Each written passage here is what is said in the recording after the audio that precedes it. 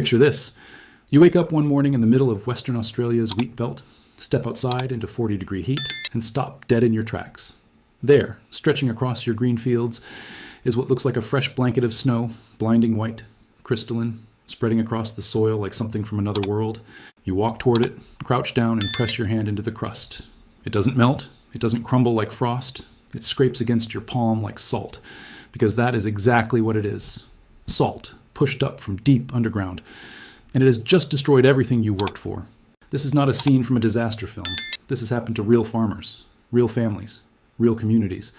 And the terrifying part is that by the time the salt appears on the surface, the battle beneath the ground has already been lost for years. Today, we're going to talk about one of the most underreported environmental disasters on the planet, a slow-motion catastrophe that has already swallowed more than 1 million hectares of some of the world's most productive farmland. It has poisoned rivers, killed ancient lakes, collapsed homes, and rusted out farm machinery from the inside. It was triggered not by a single mistake, but by a century of decisions that seemed completely reasonable at the time. And fixing it requires one of the strangest, most counterintuitive solutions in the history of land management, planting the very trees that were cut down to begin with. This is the story of Australia's salt crisis, and it is far from over. To understand how this happened, you need to go back roughly 200 years to the earliest days of European settlement in Western Australia. The colonists who arrived there found a land that looked, on the surface, challenging but conquerable. The interior was vast, dry, and dominated by a native scrubland ecosystem, dense thickets of eucalyptus, acacia, and native grasses stretching as far as the eye could see. To a British farmer looking for productive land, all that wild bush looked like wasted potential. The logic of the era was simple and brutal. Trees get in the way of farming, so trees must go. What followed was one of the largest intentional acts of deforestation in human history. Over the course of decades, the colonial government actively incentivized the clearing of land. In fact, they didn't just encourage it, they made it mandatory. Under what was known as the Conditional Purchase Act, settlers who received a land grant were legally required to clear it within a specified period. If you left too many trees standing, the government could take your land back without compensation. Clearing wasn't an option, it was the price of ownership. To speed things up, a technique emerged that was breathtaking in its efficiency and devastation. 2 tractors would be connected by a massive chain, and they would drive side by side through the native bush. The chain would tear through the scrubland like a giant scythe, ripping trees out by the roots and leaving bare earth in its wake. Within a single decade, using methods like this, settlers stripped tens of millions of hectares of native vegetation from the Australian landscape. They were celebrated for it. Newspaper articles praised the hard-working pioneers turning wilderness into farmland. Government subsidies flowed to those who cleared the most land the fastest. And for a while, it worked. The wheat belt of Western Australia became one of the most productive agricultural regions in the Southern Hemisphere. Grain exports soared, towns grew, families built homes and put down roots of their own. The system seemed to be functioning exactly as intended.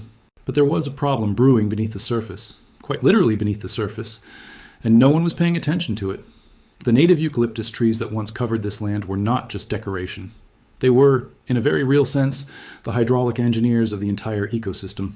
Some species send root systems down 30 meters into the earth. 30 meters. For context, that is roughly the height of a 10-story building. Those roots were constantly pulling water up from the deep soil and the water table below, pumping it upward and releasing it through their leaves in a process called transpiration. In doing so, they acted as a natural drainage system, keeping the groundwater level deep underground, far away from the surface layers where the salt deposits lived. Here's the key thing you need to understand about Australian soil. Millions of years of geological and climatic history have left enormous deposits of ancient salt buried in the subsoil and rock layers across large parts of the continent. Under normal conditions, those salt deposits stay where they are, locked away at depth, harmless. They have been there since before humans arrived. They will be there long after we are gone. As long as the groundwater stays low, the salt stays buried. The eucalyptus trees were the reason the groundwater stayed low. When settlers clear-cut the land and replaced dense native forest with annual wheat crops, the hydraulic balance of the entire landscape was upended. Wheat has very shallow roots, typically no deeper than 1 meter. Wheat cannot pull water from the deep soil the way eucalyptus can. Wheat cannot transpire anything close to the volume of water that a mature native tree evaporates every single day. So when rainfall hit the cleared land and soaked in, instead of being intercepted by deep roots and pulled back out, the water just kept percolating downward. Season after season, decade after decade, the groundwater table began to rise. Hydrologists have since measured the rate of this rise at up to 1 meter per year in some areas. 1 meter per year sounds slow, But think about what that means over 50 years, over 100 years. The water table was creeping steadily upward toward those ancient salt deposits buried in the subsoil.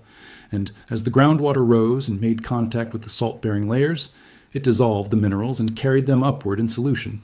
The salt was on the move, and it was heading for the surface.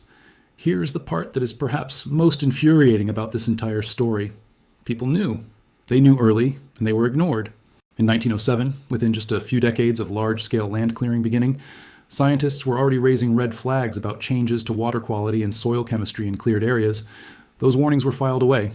In 1917, engineers working on the state's rail network documented a clear link between deforestation and the deterioration of water in nearby reservoirs. Those findings caused little stir.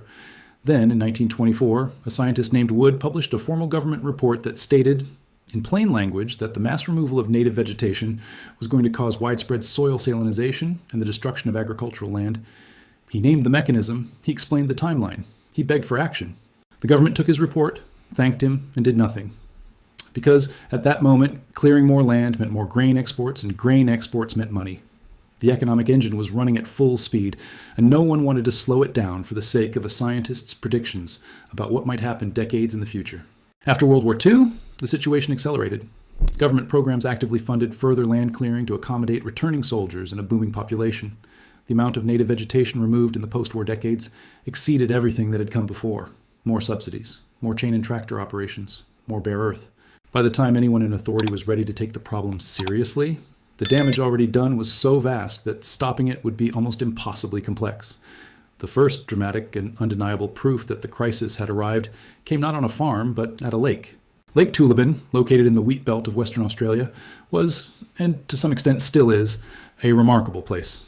A freshwater wetland in a notoriously dry landscape, it served as a critical habitat for dozens of species of waterbirds. More than 45 species of waterfowl used it as a breeding ground. Migratory birds traveled extraordinary distances to nest there. It was the kind of place that naturalists and ornithologists from around the world knew by name. By the late 1970s, birdwatchers visiting the lake started noticing something wrong. The birds were still flying over the water, but they were not landing. They would circle, approach, and then veer away, as if detecting something invisible. On the shores, the large paperback trees and swamp oak that had stood for centuries were beginning to turn brown and shed their leaves. At first, people assumed drought or disease, but the water looked fine. It looked completely clear. It wasn't. What had happened beneath Lake Toolibin was the same thing happening across the entire region, but concentrated. As the groundwater table rose across the surrounding farmland, all of which had been cleared of native vegetation in preceding decades, it began to push up into the base of the lake itself. The fresh water that had filled the lake for thousands of years was being diluted, then overwhelmed by saline groundwater seeping in from below.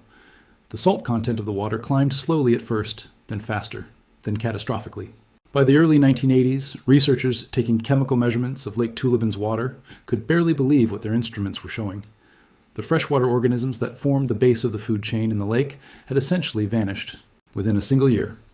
The fish followed, the invertebrates, the aquatic plants.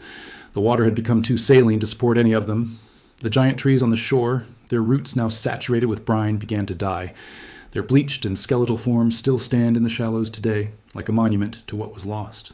Lake Toolibin was not just one more casualty in a long list. It was the last large freshwater wetland remaining in the entire wheat belt. Every other comparable water body in the region had already turned into a salt pan. This was the final domino, and its transformation drew international attention in a way that nothing else had managed to do. In 1990, Lake Toolibin was listed under the Ramsar Convention, the international treaty protecting wetlands of global significance. The listing was not a celebration. It was a distress signal. It told the world that one of Australia's most important freshwater habitats was in imminent danger of being lost forever. The government responded with emergency engineering, and it was genuinely impressive engineering, an ambitious, expensive, technically complex intervention that demonstrated exactly how hard you can fight nature when you have enough money and determination.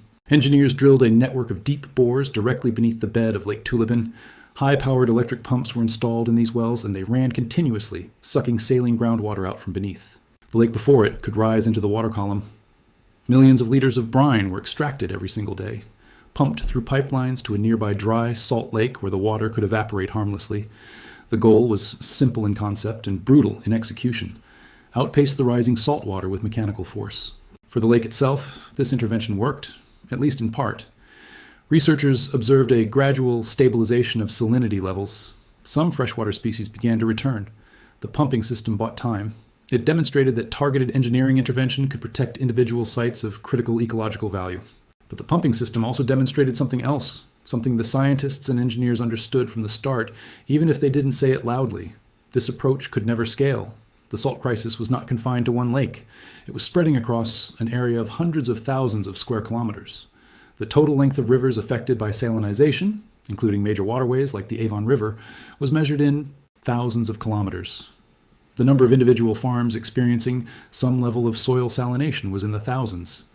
You cannot pump your way out of a problem that size. The machinery corrodes in the saline environment. The maintenance costs are astronomical. And even where you succeed in pumping, you are only treating one spot while the water table continues to rise everywhere else. By the late 1990s, agricultural economists had put some numbers to the scale of destruction. More than 1.2 million hectares of farmland in Western Australia had already been significantly damaged or destroyed by secondary salinization. The annual financial loss to farmers was estimated at over $500 million Australian dollars. Without intervention, projections showed that figure rising to 5.4 million hectares, roughly a third of the entire agricultural land base of Western Australia, within 50 years. Entire river systems were becoming too saline to use for irrigation. The infrastructure costs, as salt-laden groundwater attacked building foundations, corroded metal, and cracked road surfaces, were piling up in the hundreds of millions more. The scale of the problem demanded a solution at the same scale, and the answer, when it finally arrived, was both elegant and deeply ironic.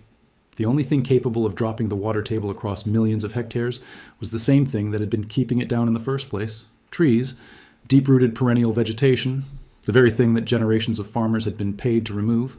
In the 1990s, agricultural scientists began developing what they called agroforestry programs for the wheat belt. The logic was straightforward, but the practical execution was complicated. If you could get farmers to plant enough deep-rooted trees and shrubs across enough of the landscape, those plants could intercept the rising groundwater and draw it back down before it mobilized the salt. The target, according to hydrological modeling, was ambitious. Roughly 30% of all agricultural land in affected areas would need to be converted back to perennial vegetation to have a meaningful impact on regional water table levels. But 30% of a farm is 30% of your income. You cannot simply ask farmers, many of whom are still paying off debts, still dealing with salt damage eating into their productive land, to sacrifice nearly a third of their acreage without some kind of return. The program needed an economic model, not just an ecological one. The solution came in the form of a native shrub called Mallee eucalyptus. If the name sounds familiar, it should. Mallee is a type of eucalyptus native to exactly the regions most affected by the salt crisis. It is extraordinarily well adapted to the harsh, dry conditions of the Australian interior. But what makes it particularly extraordinary is what happens underground. At the base of every Mallee eucalyptus is a structure called a lignotuber. This is a dense, woody mass, essentially a storage organ, that can weigh tens of kilograms and is filled with nutrients and energy reserves. If the above-ground portion of the plant is destroyed by fire, by drought, by harvesting, the lignotuber survives, and within months it sends up fresh shoots. The plant is essentially indestructible, and its root system reaches deep, far deeper than wheat, intercepting groundwater at the levels where it matters most. The scientists and agronomists who designed the agroforestry programs hit on an insight that changed the entire conversation with farmers. The Mallee didn't have to be preserved as wilderness. It could be harvested, regularly, profitably. The system they developed was called alley farming. Instead of replanting entire paddocks with trees, which would have ended farming on those areas entirely, they planted Mallee in strips, long parallel rows of shrubs spaced anywhere from 30 to 40 meters apart. Between the strips, there was enough room to drive a combine harvester and grow a conventional wheat crop.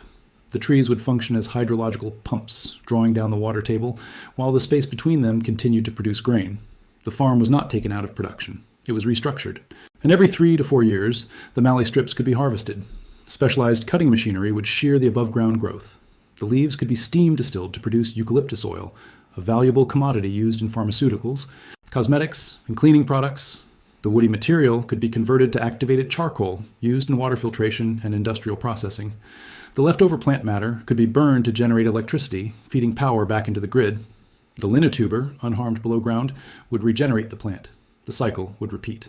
At a processing facility in the town of Narrogin, a pilot plant was established to demonstrate the full value chain, taking Mallee biomass from farm strips and converting it into oil, charcoal, and energy in a single integrated operation. The economics were not always easy. Processing plants have faced the kind of financial turbulence that any agricultural startup encounters. But the proof of concept was demonstrated. Deep-rooted native vegetation could be both ecologically functional and economically productive on the same land at the same time. To sweeten the deal further for landowners, the Australian government incorporated tree planting on farms into its carbon credit system. Farmers who established qualifying vegetation on their land received payments for the carbon sequestered by those trees. Ecology became, in the language of the marketplace, a service that could be sold. The farmer who planted mallee strips was not just protecting the water table, they were producing oil, generating carbon credits, protecting their remaining wheat land from salt damage, and reducing the long-term maintenance costs associated with fighting salinity manually. The transformation in attitude among the farming community was not instant, and it is still incomplete. In the early years of the agroforestry programs, many farmers were skeptical. The first 3 to 4 years after planting showed almost no measurable impact on groundwater levels. The roots needed time to reach depth. Salt continued to advance. Skeptics pointed at the young, spindly mallee strips and asked what exactly they were supposed to be doing, because nothing seemed to be changing. Then the roots hit depth, and the measurements began to shift. In areas where mallee alley planting had been established long enough for the root systems to mature, monitoring wells recorded something that had not been seen in those locations for 100 years. The groundwater table was dropping. Slowly, incrementally, but unmistakably dropping. The plants were working.